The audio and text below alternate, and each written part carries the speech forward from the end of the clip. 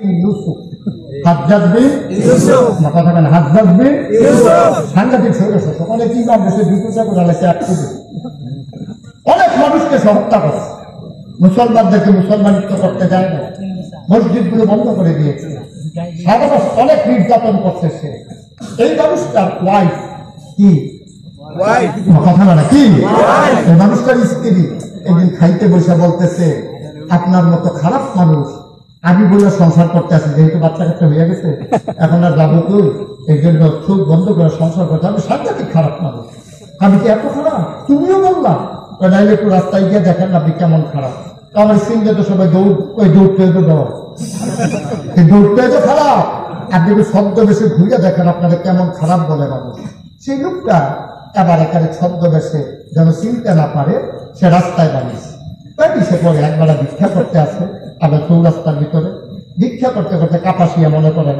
ওই যে কি আজুদ্দিন চত্বর না ওই চত্বরের মাঝে দাঁড়াইয়া একবারে ভিক্ষা করতে আসে হ্যাঁ তো আর হাজ্জাজ বিন ইউসুফ চিনে না এটা জানে যে তারে এক পাতে এখন কেছে ভাই কিছু ভিক্ষা দিয়ে তো বাদশাহ কয় যে আমার কাছে যখন ভিক্ষা চাইতে আছে তারই দিয়ে পরীক্ষা শুরু করি কইতেছে ভাই তোমার কি ভিক্ষা খুব দরকার আমি কি অভাবের কারণে ছাড়া আপনার কাছে আর হাত পাচ্ছি সাংঘাতিক অভাব তুমি কি এই দেশের যে রাজা ওনার নাম শুনছ ওই যে হাজ্জাজ বিন ইউসুফ ওর নাম দেয় কইলেন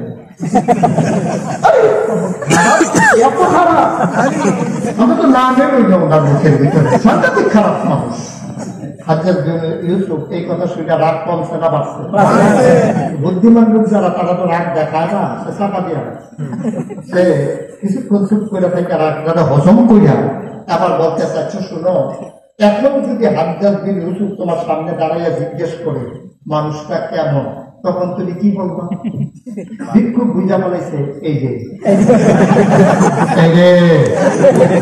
খাইছি ধরা খুব একটা মালিক করতো সাহায্য চাইছে ভিক্ষুক কার কাছে আল্লাহর কাছে সাহায্য চাইলে যায় নাকি যায় না ভিক্ষুক মনে মনে একটা ডাক দিছে আল্লাহ তুমি যদি এখন না বাঁচাও এই জালেমের হাত থেকে আমাদের বাঁচাই দিয়ে আর কেউ নেই আল্লাহরে ডাক দিছে পর আল্লাহ তো বুদ্ধি দিছে এখন হাজ্জাজ বিন ইউসুফ বলতেছে আরে বলো যদি হাজ্জাজ বিন ইউসুফ তোমার সামনে এসে জিজ্ঞেস করে লোকটা কেমন তখন তুমি কি বলবা ভিক্ষুক হাসি দিয়ে আমি বলবো সপ্তাহে 2 দিন আমার মাথা খারাপ হয়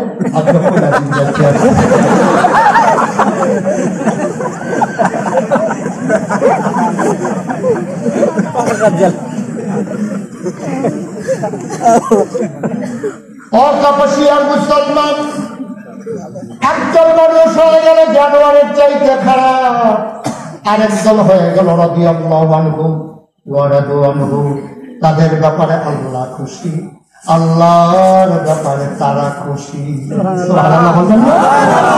আপনারা সবাই মিলে আমার সাথে রাগ করেছেন আমি যে বলছিলাম আপনারা কলমা বুঝেন নাই আমি আমার সাথে রাগ করছি আমিও তো বুঝি নাই কেন বুঝি নাই ওই দিন আমি একটা গল্প করতেছিলাম এক লোক অনেকগুলা কবুতর পালে কি পালে কথা বলেন কি পালে কবুতর গুলা যার ঘরে যায় সে ধরিয়া খাইয়া পালা জাল দিয়া খাও দিয়া কবুতর ধরে খাইয়া পালা তো সেই লোক চিন্তা করলো আমার তো কবুতর পালার শখ একটু বড় হইলেই সবাই মিল্লা খাইয়া পালা এখন কি করা এখন সেই লোক কবুতরকে কথা শিখাইছে কবুতর গুলাকে শিখাইছে শত্রু শিকারী আসবে গম ছিটাবে খাইলেই মৃত্যু শত্রু আসবে গম ছিটাবে খাইলেই মৃত্যু এখন উদাহরণের ভিতরে যেই লোকে আসে কবুতর সবগুলো একসাথে চিৎকার করে শত্রু আসবে গম ছিটাবে খাইলেই মৃত্যু শত্রুটা দেবো সালা কবুতর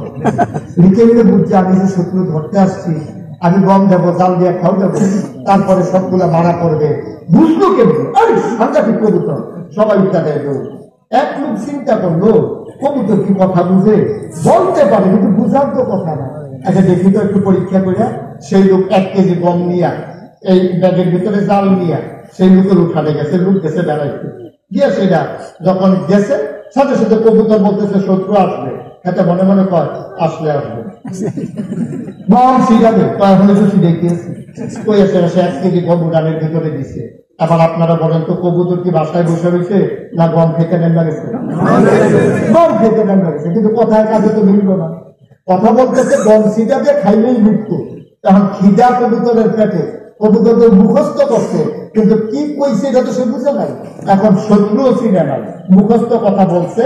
গম যখন ছিটাইছে সে খাওয়া শুরু করছে, সব কবুতর মিললে সে জাল খাও দিয়া সবগুলো কবুতর ধরে নিয়ে গেছে। আমরা বললাম সেই কবুতরের মতো মুসলমান। কবুতর যেমন না বুঝা কথা মুখস্থ করছে, আমরা না বুঝা কর্মা মুখস্থ করছি। সহজ হিসাব। কবুতর বুঝে নাই কি বলছে, আমরা মুসলমান বুঝি নাই কি বলছি। এই জন্য আমাদের এই করুণ অবস্থা। আমরা যদি ইসলাম বুঝতাম এত মুসলমান লাগে না। গোটা পৃথিবীতে আজকে 200 কোটি মুসলমান, মানুষ মাত্র 800 কোটি, 1/4, 4/1 মুসলমান। এত মুসলমান লাগে না ইসলামকে বিজয়ীর বেশে নিতে। আমরা বুঝি না কেন?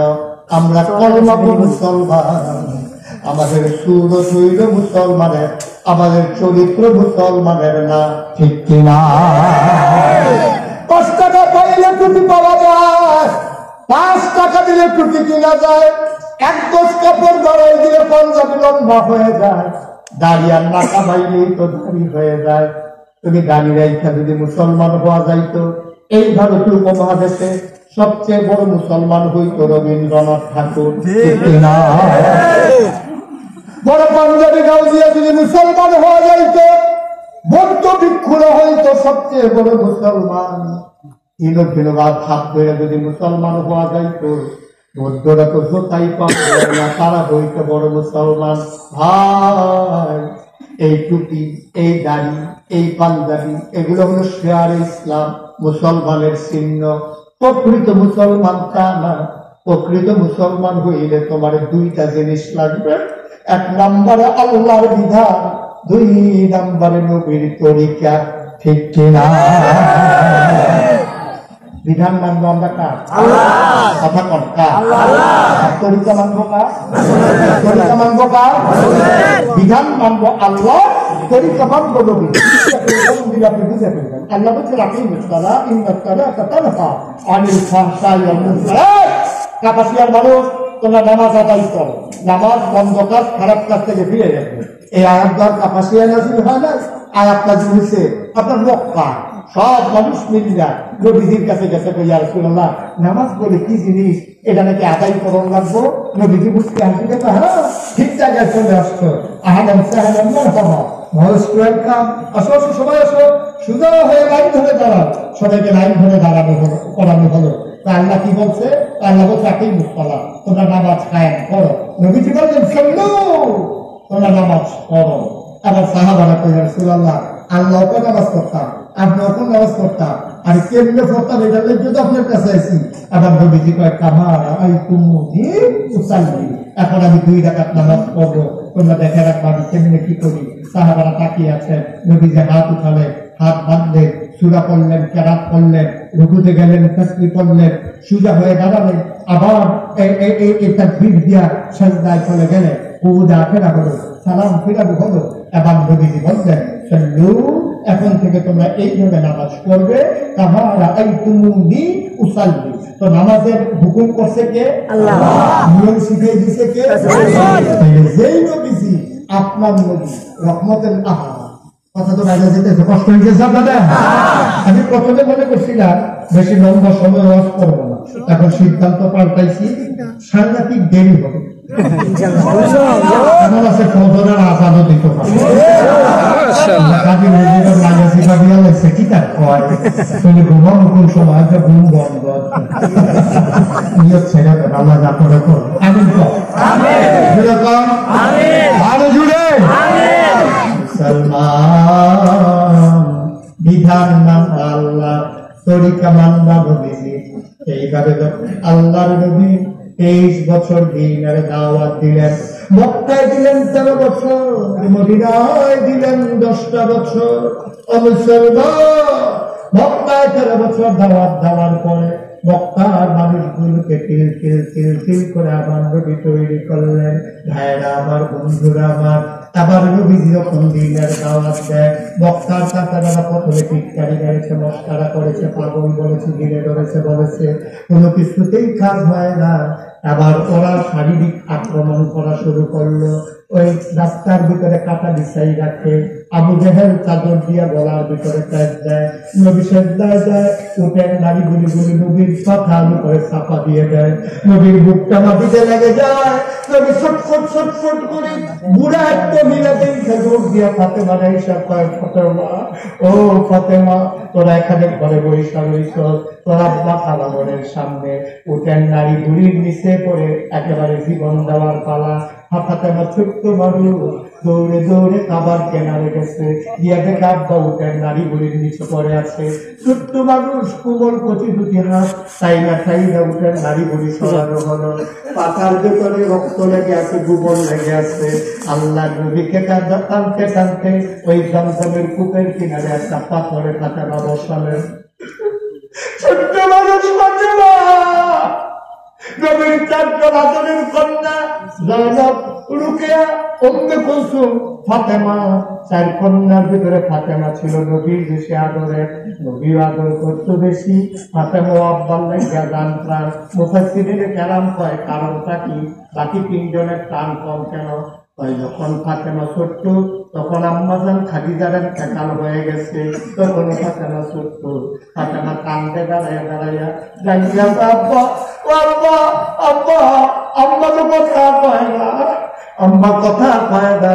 বড় 3 গুণ বুঝে ফেলছে, আম্মা দুনিয়াতে নাই। ফাতেমা ছোট্ট মানুষ, বুঝে নাই। ফাতেমা কান্দে, আব্বা, আব্বা, আম্মা কথা কয় না। কে আমার চুল আশ্রাইয়া লাল পিঠা বেঁধে দেবে, কে আমার রান্না করে খাওয়াবে, কে আমার পায়ের উপরে শোয়াইয়া দুল পাড়াইয়া পাড়াইয়া ঘুম পাড়াবে। আম্মা, আমি কার বুকে ঘুমাবো? নবীজি এমনি অস্থির হয়েছিলেন। খাদিজা ছিলেন তার দুঃখের দিনের সাথী।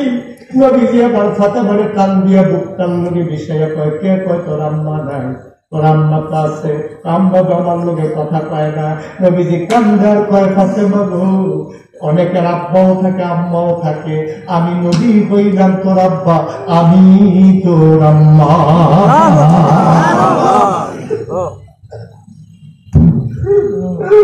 আমি রুম বাড়াই দেব, আমি চুল আশ্রাইয়া তোর চুলের ভিতরে ফিটা বেঁধে দেব, আমি তোর বাড়াইয়া বাড়াইয়া তোর ঘুম পাড়াবো, আমি নারী নবী। ফাতেমা রাদিয়াল্লাহু তাআলা আনহাকে বুকের মাঝে শোয়াতেন। নবুয়তের ঘুম পাইয়া পাইয়া ফাতেমা বড় হয়েছে। আম্মা জান আয়েশা রাদিয়াল্লাহু তাআলা আনহা কয়, নবীর 4 জন মেয়ে, 4 জনকে আমরা কাছ থেকে দেখেছি, কিন্তু নবীর মতো একটা মেয়ে তো আমরা পাই নাই। সবচেয়ে বেশি নবীর মতো পেয়েছি ফাতেমাকে। নবী যখন রাস্তা দিয়ে হেঁটে যেতেন, পেছন দিয়ে দেখলে নবীরে যেমন দেখা যেত, ফাতেমা যখন হেঁটে যেতেন মনে হইত যেন হুবহু নবীর মতো হাইটা যায়।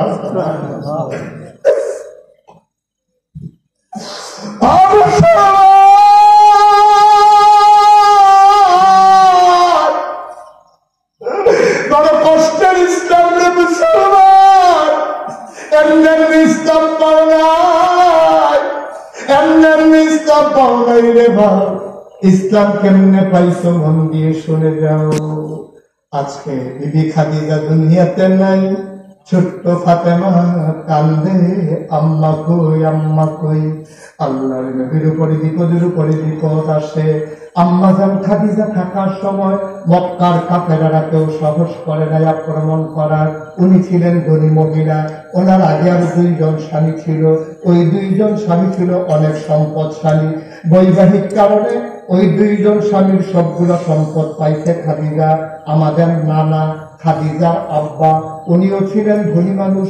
3 কারণে আম্মাজান খাদিজা সবচেয়ে ধনী ছিলেন মক্কায় মহিলাদের ভিতরে। তার উপাধি ছিল তাহারা, তিনি ছিলেন পবিত্রা। 6 ফাজিলের ভিতরে আম্মাজান খাদিজা ছিলেন না। এবার নবীজি মক্কার ভিতরে তিনি অতিষ্ঠ হয়ে যাচ্ছেন, নানান ভাবে নির্যাতন করে। একটা মহিলা এসে কয়, ফাতেমা, ফাতেমা গো, তোর আব্বার মাথার উপরে উঠে নারী বুড়ি চাপা দিয়ে রাখছে। ফাতেমা দিছে দৌড়, তাইনা ছোট্ট কোমল হাতে বাবার উপর থেকে নারী বুড়িগুলা সরাইছে, ওই পাথরের উপর দিয়ে জমজম কূপের কেনারে বসাইছে, ছোট্ট পুষ্করে পানি নিয়ে নিয়া বাবার গোবর গুলা মুছে দেয়, রক্ত গুলা মুছে দেয়, ময়লা গুলো মুছে দেয়। ছোট্ট মানুষ ফাতেমা বুঝে না, ফাতেমা ডাক দেয়, আব্বা ও আব্বা, আব্বা আপনি কি খুব খারাপ মানুষ? আব্বা আব্বা আপনি কি খুব খারাপ মানুষ? আপনার মক্কার মানুষ কেন মেরে ফেলতে চায়? এর আগে কয় বাচ্চা দৌড় দিয়া পেস দিল। আপনার রাস্তার ভিতরে কাটা বিছাই রাখে মানুষেরা, আপনার মাথার উপরে উঠেন নারী বুড়ি চাপা দিতে চায়, আপনারা মেরে ফেলতে চায়। আব্বা আপনি কি খুব খারাপ মানুষ? কেন ওরা আপনাকে মেরে ফেলতে চায়? নবীজি মুসকে হেসে দিয়া পায়, ও তোর আব্বা একটু খারাপ মানুষে।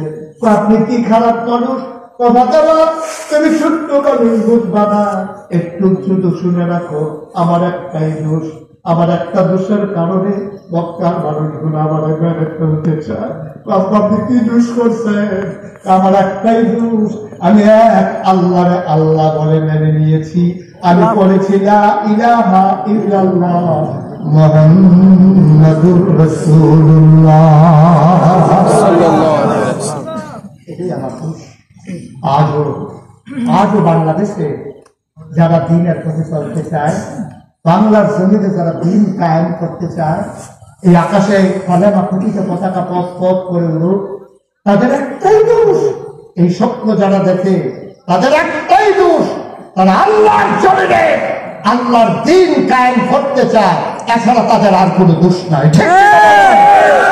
আমি বলেছি, যখন কেউ ইসলামের পতাকা চলে আসে, বুঝে শুনে যখন ইসলাম মেনে নেয়, তৎকালীন জমানায় সুমাইয়া ইসলাম মেনে নেওয়ার কারণে লজ্জাস্থানে বর্ষবিদ্ধ হয়ে যেমন করে দুনিয়া থেকে বিদায় হয়েছিল, খাব্বাব যেমন আঘাতে আঘাতে জর্জরিত হয়েছিল, একবিংশ শতাব্দীর সূচনা লগ্নে আজ যারা বাংলাদেশে ইসলামের হুকুমত চায়, আল্লাহর জমিনে আল্লাহর দ্বীন চায়, তারা জেনে শুনেই আমরা নেমেছি। আমরা জানি ইসলাম মরতে গেলে মামলা হবে, হামলা হবে, জাল জলম নির্যাতন হবে, জীবন দেওয়া যাবে, ইমান দেওয়া যাবে না। রাজি আছো কিনা?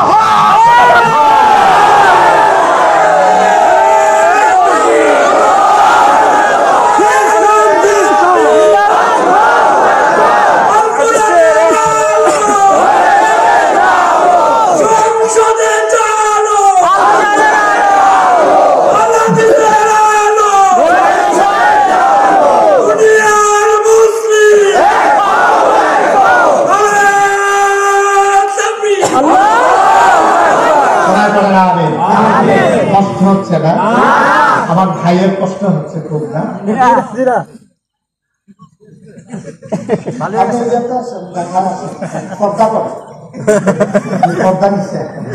ভিতরে আসে মানে ভিতরে আসে, যাওয়ার সুযোগ নাই। নিয়ে দামে নিয়ে বেঙ্গালোর ধরে কাপড়া দিয়ে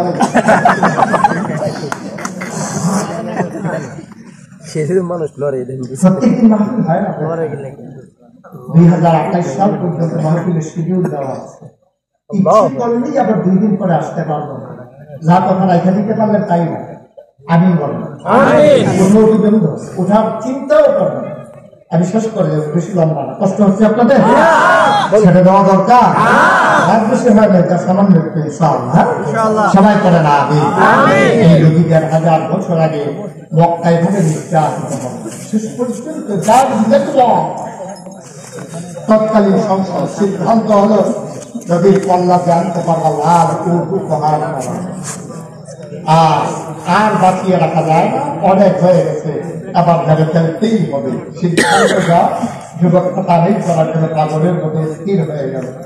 আল্লাহর নবী ঘুমিয়েছিলেন, জিবরাইল আলাইহিস সালাম নবীর যায় দাঁড়িয়ে স্থান দিয়ে দিলেন, আসসালাতু ওয়াসসালামু আলাইকা ইয়া রাসূলুল্লাহ, আসসালাতু ওয়াসসালামু আলাইকা ইয়া হাবিবাল্লাহ, আসসালাতু ওয়াসসালামু আলাইকা ইয়া শাফিয়াল মুজনিবিন, আসসালাতু ওয়াসসালামু আলাইকা ইয়া রাহমাতাল লিল আলামিন।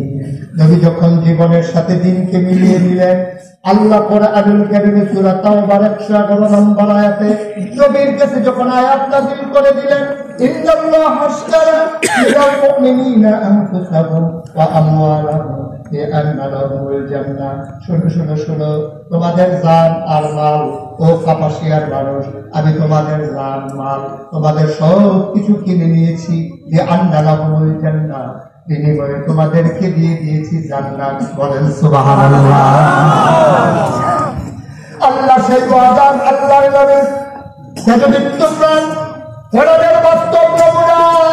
সাহাবারা গিয়ে জিজ্ঞেস করে আম্মা জান আয়েশাকে, আম্মা আম্মা নবী দেখতে কেমন, শুনতে কেমন, ব্যবহার কেমন, বলে দেন দেখি। আম্মা জান মুস্কি হেসে বলেন, তোমাদের বাড়িতে কি কোরআন নাই? কোরআন করো, কোরআন বুঝো, কোরআন খুলো। আল কোরআন হচ্ছে নবীর চরিত্র, খুলো খুলো কোরআন। এই নবীর চরিত্র হইল 30 পারা কোরআন। বন্ধুরা আমার, ভাইরা আমার, যেমন কথা তেমন কাজ। সূরা আহজাব 18-21 পারায় সর্বশেষ সূরা, যা 22 পারা পর্যন্ত প্রলম্বিত হয়েছে। আল্লাহ বলেন, ইয়া আইয়ুহান নবী আত্তাকিল্লাহ, ও নবী আপনি ভয় পাবেন শুধুমাত্র, কেবলমাত্র, একমাত্র আমার আল্লাহকে। ওয়ালা তুতি'ল কাফিরিনা ওয়াল মুনাফিকিন, কাফের মুনাফিক যারা, তাদের অনুকরণ করবেন না। ঠিক কিনা? আমরা ভয় পাবো কারে? কথা বলে না কারে? আমরা ভয় পাবো আল্লাহ, কারণ আমরা তো মনে প্রাণী ইসলামকে মেনে নিয়েছি। এই যে আমাদের আব্দুল কাদের হুজুর মুরব্বী আলেম, দেখি হয়তো কিছুদিন পরে রিটায়ার্ড করে, রিটায়ার্ড করে বলছেন আর তোমার থাকছে 8 মাস। এই ডাক্তার, হ্যাঁ 2 বছর, 2 বছর তো হুজুরে 2 মাস করে আসছে। আচ্ছা তাই 2 বছর, বেশি দিন আর না। আচ্ছা এই হুজুরকে আপনি যদি বলেন যে হুজুর আপনাকে এখন গুলি করা হবে, বাড়িগুলা কামাই ফেলে, হুজুর পারবে? কথা কম। হুজুরকে চিনেন, পারবে? আমি উস্তাদ শহীদকে যদি বলে তোমাকে 10 কোটি টাকা দেওয়া হবে, তুমি গুলা কামাই করো, আমি পারবো? এটা আফসোস কি জানেন, আমরা যারা মনে প্রাণ ইসলামকে গ্রহণ করে নিয়েছি, জীবনের প্রতিটি ক্ষেত্রে ইসলামকে মানতে চেষ্টা করি, আমাদেরকে যখন একদল মানুষ ধর্ম ব্যবসায়ী করে, তখন কই দেখে কেমন আব্দুল কাদের হুজুরকে গুলি বন্দুকের নল তাক করতে পারবা, উনি কি বলবে? উনি চিৎকার করে বলবে, গুলি করলে গুলি করো, গালের ভিতরে খুন লাগাইতে পারবো? পারবে? আমি উস্তাদ হয়ে দিতে, ওরাই আবার যাদের নির্বাচন আসতেছে না সামনে, যাদের মাহফিলের এই মঞ্চের ভিতরে, তারপরে জনসভার ভিতরে বলবে হুজুররা ইসলাম নিয়ে ধর্ম লইয়া ব্যবসা করে। আমি বলি বেড়া, ধর্ম লইয়া ব্যবসা করি আমরা 12 মাস খুশি টাকা দিয়ে রাখি, খালি ঘুমের টাইম ছাড়া গোসলের টাইমও আমরা ভিতরে একটা আছি, ঢুকতে হবে সময় হাতে দিকে রুটিতে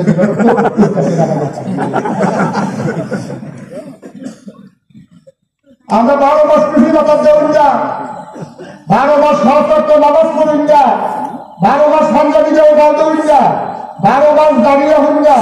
সুদের মধ্যে তাদের সম্পর্ক নাই, আমরা ঘুষের সাথে তাদের সম্পর্ক নাই, আমরা হয়ে গেছি ধর্ম ব্যবসায়ী। একটা সিল ঘোষণা হইলে যারা বাজার থেকে টুপি কিনা মাথায় দেয়, মাজারে আপনার জিয়ারত দিয়া ওই কি বলে নির্বাচনী প্রচার শুরু করে, পাস করো আর ফেল করো, টুপিটা দিয়ে ফুল হালাই দেয়। আমরা ধর্ম ব্যবসায়ী, তারা ধর্ম ব্যবসায়ী না। আমি বলেছি আমরা যারা 12 মাস ইসলামের সাথে সম্পর্ক, আমরা ধর্ম ব্যবসায়ী না। যারা নির্বাচন আসলে টুপি মাথায় দেয়, নির্বাচন গেলে টুপি খুলে দেয়, ওরাই হচ্ছে প্রকৃত ধর্ম ব্যবসায়ী। যারা কারে কি কর আন্তাজ বুঝবে না কিছু, মনটা যা বলে তাই কর, ওই ইনকাম ট্যাক্স, ওই ইনকাম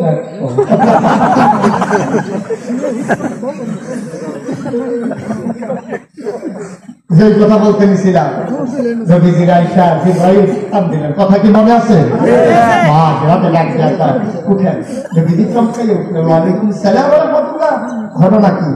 সিদ্ধান্ত হয়েছে মক্কার কাফেররা আপনাকে মেরে ফেলবে, তাই কি করতে হবে? আল্লাহর হুকুম হয়েছে আপনাকে চলে যেতে হবে মদিনা। সুবহানাল্লাহ।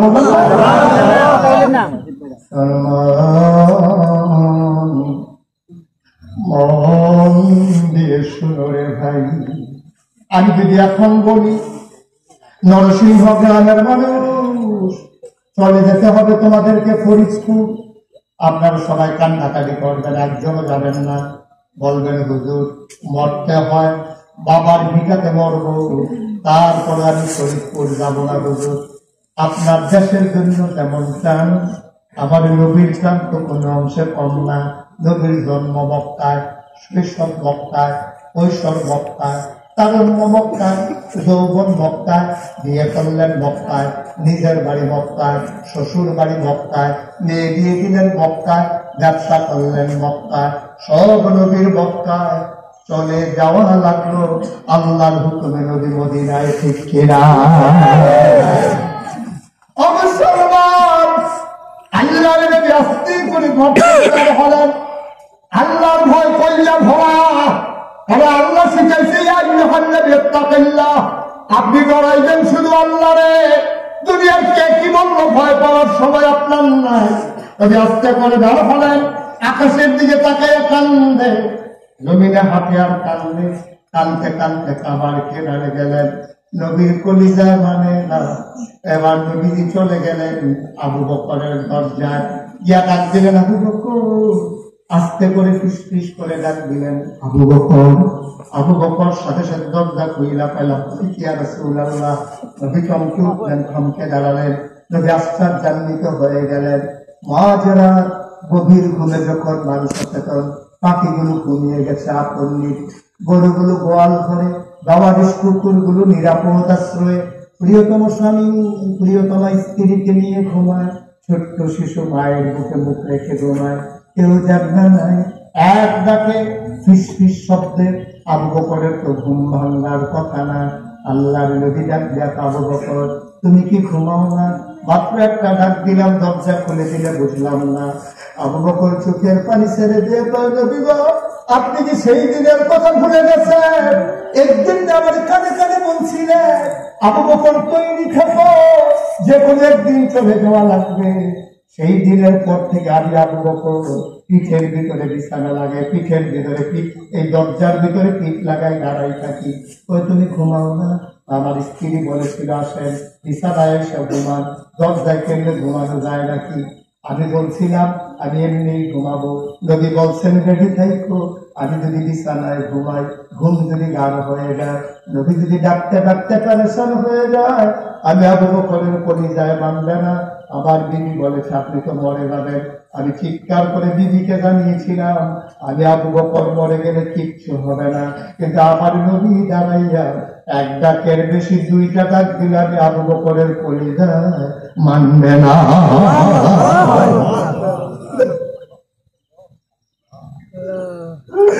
আল্লাহর নবী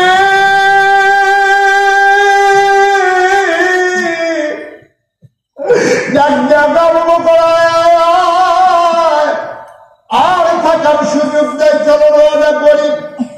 যাওয়ার কথা তিনি মদিনায়, হাঁটা দিলেন তিনি উল্টা দিকে। আবু বকর জিজ্ঞেস করি ইয়া রাসূলুল্লাহ আপনি কি মদিনার রাস্তা ভুলে গেছেন নাকি? আল্লাহর নবী মুচকি হেসে কয়, কাফেরদেরকে ভুলাই দিতেছি, আমি ভুলি নাই। ওরা তো মদিনার রাস্তায় খুঁজবে, এই জন্য উল্টা দিকে চলে যায়। আবার ঘুরতে ঘুরতে তিনি চলে গেলেন সাউর পাহাড়ের কিনারে। আল্লাহর নবী যখন হাঁটতেছেন, আবু বকর ডাক দেখো ইয়া রাসূলুল্লাহ, পূর্ব আকাশে সূর্য উদয় হচ্ছে, ফকফকা আলো ছড়িয়ে পড়তেছে, রাখালেরা গরু ছাগল নিয়ে উঠ ভেড়া দুম্বা নিয়ে বেড়া হয়ে যাবে, নবীকে আমরা বোধহয় ধরা পড়ে যাবো। আল্লাহ তো কোরআনে আগেই কয়, ওয়ালা তাহিনু ওয়ালা তাহজানু ওয়া আনতুমুল আ'লাউনা ইন কুনতুম মুমিনিন। তোমাদের কোনো ভয় নাই, তোমাদের কোনো পেরেশানি না, তোমরাই হবা সফল কাম ইন কুনতুম মুমিনিন, তোমরা যদি মুমিন হইতে পারো। সুবহানাল্লাহ। আল্লাহর নবী ডাক চিন্তার দরকার নাই, আল্লাহ আমাদের সাথে আছে রে, টেনশন করবি না। দেখ দেখ দেখ পাহাড়ের ভিতরে কোন গর্ত গুহা খুঁজে পাওয়া যায় কিনা। আবু বকর ঘুরে ঘুরে সাউর পাহাড়ের সেই হাতে গেলেন, সাউর গুহা আবার বললেন, ইয়া রাসূলুল্লাহ, গুহা পাওয়া হয়ে গেছে। আল্লাহ নবী কয়, চলো যাই।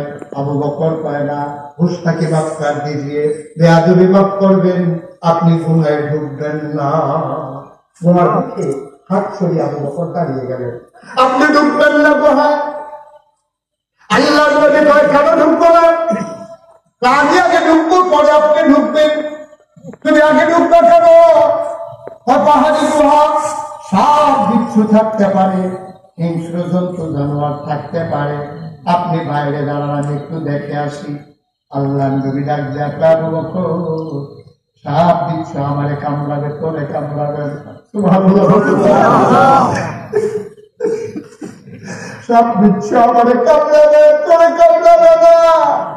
তুই নিজের জীবনের ঝুঁকি দিয়া গুহার ভিতরে ঢুকতেছ, আবার ঢুকতে দাও না।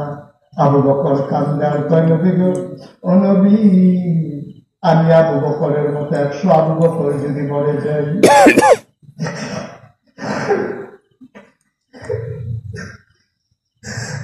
আবু বকরের মতো 100 আবু বকর যদি মরে যায়, ইসলামের কিচ্ছু হবে না গো নবী।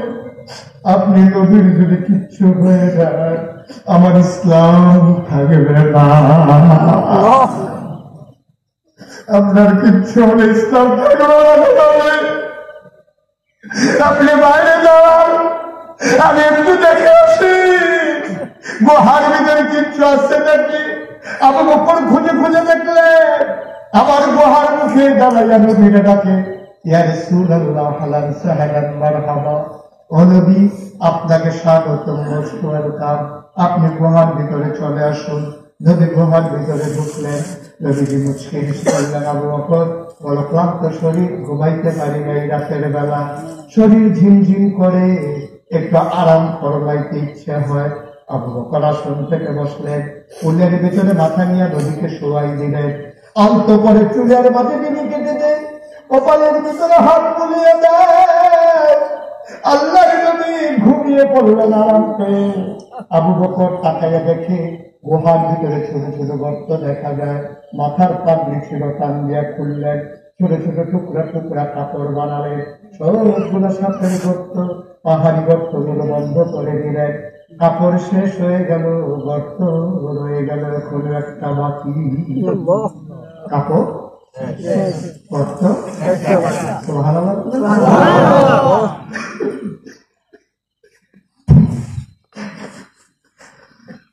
কাপড়ের টুকরা শেষ, গর্ত এখন একটা বাকি।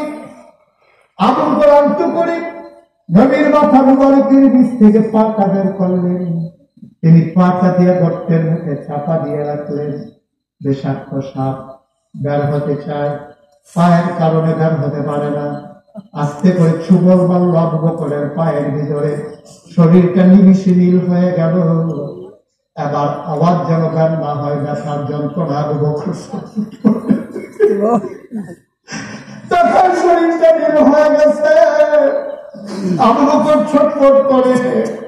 আবু বকর আওয়াজটা বের হইলে নবীর ঘুম ভেঙে যাবে। দাঁত দিয়ে ফুসকারে কামড় দিয়ে ধরে রাখছে, আওয়াজ যেন বের না হয়। মুফাসসিরিনে কেরাম কয়, মুহাদ্দিসিনে কেরাম কয়, আবু বকর রে, আবু বকর, আওয়াজ থামাইবি, ঠোঁট কামড় দিয়া ধইরা চোখের পানি থামাইবি কি দিয়া। আওয়াজ থামাইবা ঠোঁট কামড়ে ধরে, চোখের পানি থামাইবা কি দিয়া। টপ টপ করে দুইটা ছোটা চোখের ফোঁটা পানি আল্লাহর নবীর গাল মুবারকে পড়ে গেল। নবী চমকে উঠলেন, নবী থমকে দাঁড়ালেন, নবী আশ্চর্যান্বিত হয়ে গেলেন। নবী উঠে বসলেন, ডাক দিয়া, আবু বকর, বাড়ির কথা খুব মনে পড়ছে। আবু বকর, আয়সার কথা বুঝি তোর মনে পড়ছে, আসমার কথা বুঝি তোর মনে পড়ছে, তোর ছেলে আব্দুল রহমানের জন্য বুঝি পড়ান কান্দে। আবু বকর কান্দে, ইয়া রাসূলুল্লাহ, আপনি কি বললেন? যেই নবীর চেহারার দিকে তাকাইয়া দুধের বাচ্চা দুধ খাবারের কথা ভুলে যায়, যেই নবীর চেহারার দিকে তাকাইয়া 3 দিন না খাওয়া মানুষগুলো খাবারের কথা ভুলে যায়। ওই লোকটা আমার ফুলের ভিতরে, আর আমি ঘরের কথা চিন্তা করবো। আপনি কেমনে বুঝলেন? তাই আবু বকর কান্দোস কেন? মনে করেছিলাম বলবো না, এখন তো না বলে আর পারবো না। নবী গো, ও নবী, সাপ আমার পায়ে কামড়াইছে, সাপ আমার পায়ে কামড় দিয়েছে গো নবী। আল্লাহ নবী বললেন, দেখি দেখি কোথায় কামড়ে দিয়েছে। আবু বকর পা বাড়াই দিলেন। আল্লাহ নবী তাকাইয়া দেখে পায়ের ভিতরে সাপের চিহ্ন দেখা যায়, রক্ত বের হয়ে গেছে। আল্লাহ নবী বিসমিল্লাহ বলে আস্তে করে আঙ্গুলটারে ফুটে এই জিহ্বার ভিতরে লাগাইয়া একটু লালা নিয়া আস্তে করে সাপের ওই ধ্বংসনের জায়গায় লাগাই দিলে। আবু বকর কয়, পৃথিবীর মানুষ সাক্ষী থাকো, খোদার কসম, সাপ কামড়ানোর আগে আমার পাটা যত আরামে ছিল, নবীর যখন লালা মুবারক লাগাইছে আমার পা আগের চাইতে আর বেশি আরাম পাইছে। কোনদিন মুস্তাক হয়ে তোমাদের নরসিংহে আসে নাই, আর কোনদিন আসবো কিনা জানি না। কোনদিন যদি মুস্তাক হয়ে না আসে, মনে রাখবা আমি এসেছিলাম, মনে রাখবার কথা কয়টা বলে গেলাম, মাইটা বাইরে চইল। আর মনে রাখবা ৩৬ বছর মুস্তাক শহীদ মাহফিল করি দেশে দেশের বাইরে। মাহফিলে কদম দিলে মাহফিলের ওজন বুঝি। আজকে তোমাদের এই ময়দানের মাহফিলে কদম দিয়া আমি মুস্তাক শহীদের মন সাক্ষী দিয়েছে, তোমাদের মাহফিল আমার আল্লাহ কবুল করে নিয়েছে। তোমাদের মাহফিল আল্লাহ কবুল করে নিয়েছেন। আমার যুব সমাজের পরিশ্রম আল্লাহ খালি হাতে ফিরাই দেন নাই। তুমি যদি বলো হুজুর বুঝলেন কেমনে মাহফিল যে কবুল, আমি বুঝার আগে আমার আব্দুল কাদের ভাই বুঝে ফেলেছে। হুজুর নিজেই বলেছে 2 দিন আগে বৃষ্টি ছিল, আমরা ভয়ে হয়েছিলাম মাহফিল করা যাবে কি যাবে না। যে আল্লাহ 2 দিন আগে বৃষ্টি দিয়া আজকে বৃষ্টি না দিয়া অনুকূল পরিবেশ তৈরি করলেন, তিনি বুঝিয়ে দিলেন আল্লাহ তাকে কল্যাণ দিতে চায়, দিন বুঝার সুযোগ করে দেয়, প্রমাণ হয়ে যায়। সুযোগ দিয়া জান্নাতি বান্দা বানাইয়া আমাদেরকে মাহফিলে হাজির করাইয়া মাহফিলটাকে কবুল করাই দিতে আমার আল্লাহ, ঠিক কিনা? এই কবুল হওয়া মাহফিলে আমরা একটা গ্রুপও দোয়া না করে যাবো। এখন তওবা করবে, দরকার আছে নাকি নাই? কথা বলা দরকার আছে নাকি নাই? যারা দাঁড়িয়েছেন বসে পড়ুন, আর আপনি যদি গোলা না থাকে চলে যান। ওই যে একজন পাওয়া গেছে বাথরুম, ওই যে তোমার গোলা না, একমাত্র একটা ব্যক্তি পাওয়া গেছে পুরো এলাকা সত্যি ওনার গোলা নাই, বাকি সবার কোনো বেশি গোলা। দাদা তওবার কথা শুনে তো আপনি দৌড়ে আসবেন। আল্লাহ নবী বলেন, কেউ যখন খালেস অঞ্চলে তওবা করে, বাসির মাথার পরিমাণ একটা পুরা পানি যখন ছেড়ে দেয়, ওই পানিটা চোখের কোনা থেকে নাকের মাঝামাঝি আসার আগে তার জীবনের সব গুণাগুলা মাফ। কি মনে করছেন? কি মনে করছেন? আমার কথা আল্লাহ নবী বলেছেন ১,৫০০ বছর আগে। সবাই নামাজের মতো করে বসে, যারা দাঁড়িয়ে আছে একটু যদি সুযোগ হয় বসবো, তওবা করবো। একটা লোক দাঁড়িয়ে থাকবেন না, দয়া করে থাকবেন।